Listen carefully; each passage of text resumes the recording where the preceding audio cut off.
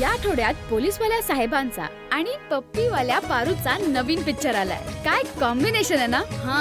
पण साहेब यात पोलीस नाही आता आणि पारूची पप्पी पण नाहीये. कॉर्पोरेट नवरा बायकोची स्टोरी आहे. याबद्दलच गप्पा मारायला राजेंद्र शिसटकर आणि स्मिता गोंदकर त्यांच्या दिग्दर्शक म्हणजेच दिनेश आनंद यांच्यासोबत आले होते. त्यांनीच मिस्टर अँड मिसेस अनवॉन्टेड बद्दल भरपूर काही सांगितलं. महत्त्वाचे मुद्दे सांगायचे तर या सिनेमात 2च पात्र आहेत आणि हा सिनेमा जवळजवळ 50 ते 60% एकाच लोकेशन शूट केलं आहे. पण हे सगळं एकसुरी अजिबात नाही आहे, कारण की या सिनेमात वेगळे वेगळे त्या कॉर्पोरेट वर्किंग जोडीची जी कथा आम्ही मांडली आहे त्यात अनेक गोष्टी घडत जातात.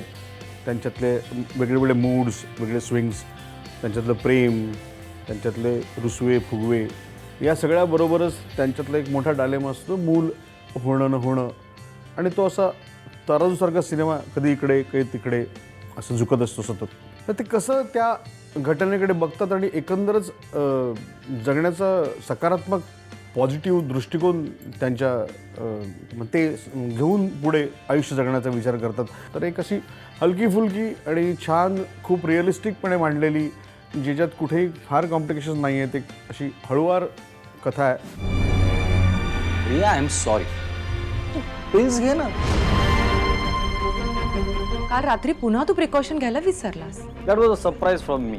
पण हा निर्णय घेताना मला एकदा विचारावं असं नाही वाटलं का तुला? हा रोल जो आहे हा माझ्यासाठी नक्कीच खूप वेगळा आहे. कारण याच्या आधी जे काय फिल्म्स केले सगळे कॉमेडी फिल्म्स होते, इथं कमर्शियल फिल्म्स होते किंवा कॉमेडी होते. तर त्याच्यामध्ये ठरलेले मूड्स असतात मोस्टली.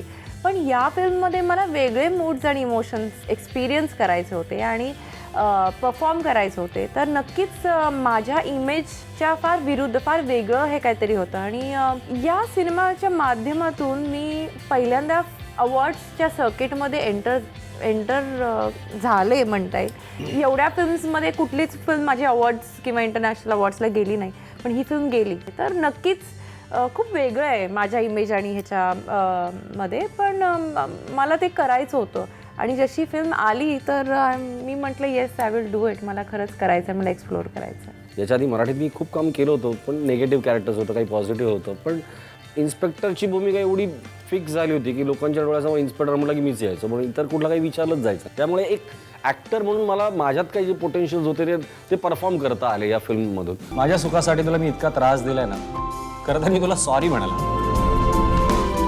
नवरा बायकोमध्ये कोण चूक कोण बरोबर हे बघितलं जात नाही.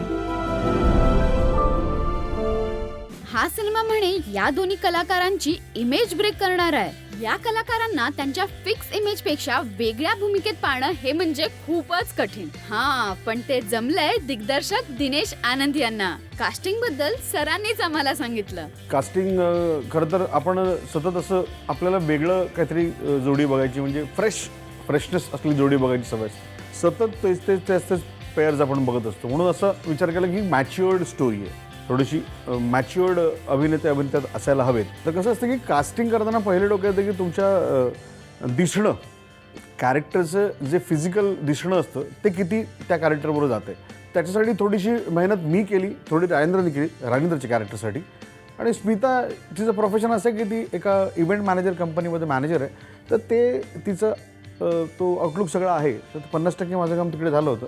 आणि असं मला वाटलं की दोन वेगळ्या इमेजेसची लोकं जर एकत्र आली तर वेगळा परिणाम लोकांना बघायला मिळेल. आणि दोघांनी उत्तम अभिनय केला, कारण या 2.5 तासाच्या फिल्ममध्ये ती 2 जणांनी फिल्म तोलून धरणं हे खरं तर शिवधनुष्य होतं आणि ते दोघांनी ते खूप उत्तमरित्या पेललेलं आहे. यांच्या गप्पांवरनं एक गोष्ट क्लिअर आहे, तुम्ही जर कॉर्पोरेट सेक्टरमध्ये काम करत असाल तर हा सिनेमा बघणं मस्ट आहे.